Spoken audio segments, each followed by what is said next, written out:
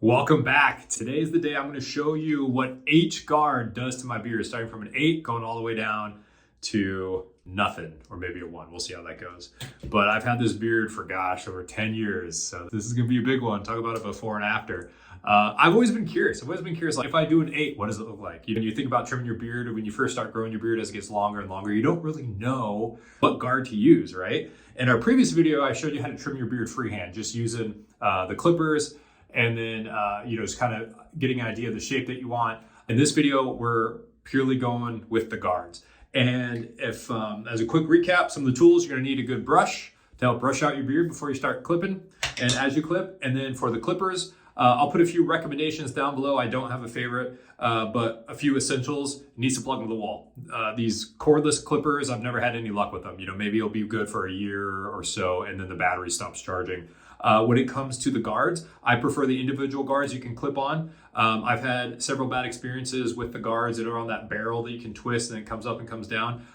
Multiple times, multiple different brands, I've been trimming with those and it just like gives way. And so I'm working with like a 4 or 5 and then it goes down to like a 1 and now I have a big chunk missing out of my beard. Super frustrating. I don't trust those anymore. So I always go with guards that you attach individually. And then for these, look for the quality of plastic. I've already broken a few of these, so I've yet to find a good set of clippers that have reliable guards. But hey, it's better to lose a little guard here than having your whole rig collapse and take a big chunk out of your face. But without further ado, we're gonna start with a number 8. So to give you an idea of how long my beard is right now, it's about 2 to 3 inches down here, the longest part, actually kind of longer on the sides. So we're gonna see what this 8 does to it. We got that locked in there. All right, so I'm just gonna start here.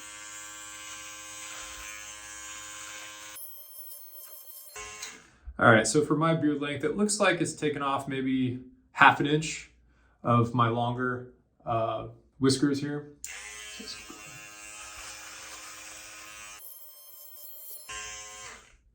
Oh, that was more. That was more than ½ an inch, but oh yeah. All right, let's brush that out. Get some of this hair off my chest.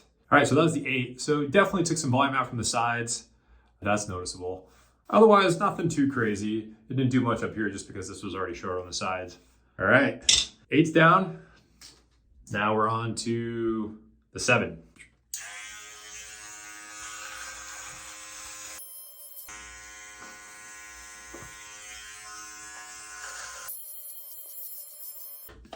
All right, now we're getting somewhere. Push it out. Looks like I might have a little missing area here. So we'll get with the 6. Let's see, my sink is starting to fill up with hair. All right, 7's down, onto the 6.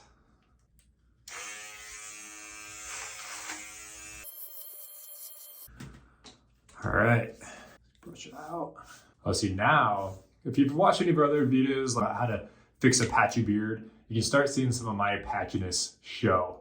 I always tell guys, when you first start growing your beard, it's gonna look patchy. And I was like, my beard's patchy. They're like, no, it's not, your beard's so thick. Oh, actually it is. It's just as it fills in over time, those little patch areas get covered with the rest of your beard. So as we get shorter, I'm sure you're gonna see the patchiness emerge. So if you're watching this and you have a patchy beard, don't fret. All right, just finished the 6, and now we're on to the 5. All right. Now we're getting down to baby beard status here.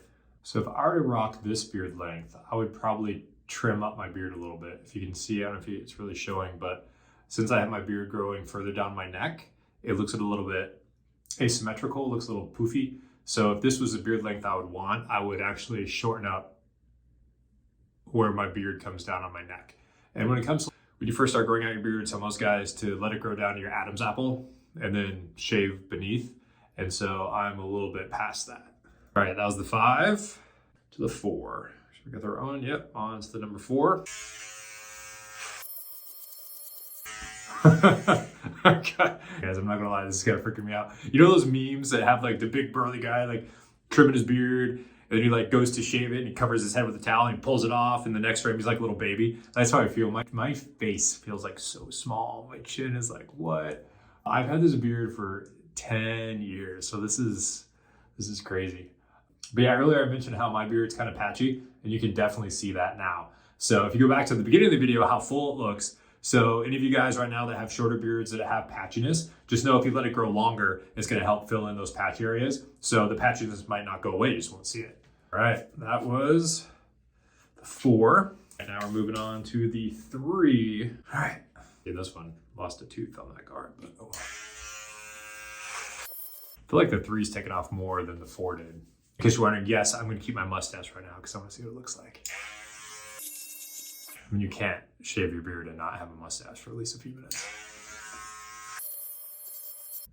All right, so if this was going to be my standard beard length, I would definitely trim this up more. See how long this comes down? It just doesn't look right from my perspective. It makes, I don't know, it just throws everything off. So I definitely clean it up. All right, moving on to the 2.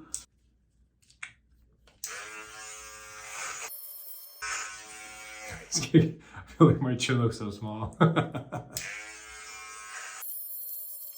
Oh, and for the record, my wife has never seen me without a beard, so this should be fun. Oh man. That's the 2. On to the 1.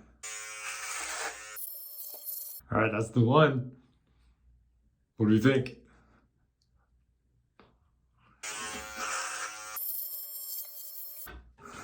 All right, so the mustache will be coming off, but what do you think? Of all the guards, do we like full beard, stubble? Drop them in the comments below. I'll probably be growing it back, but all right. Next, I'm gonna take off the mustache.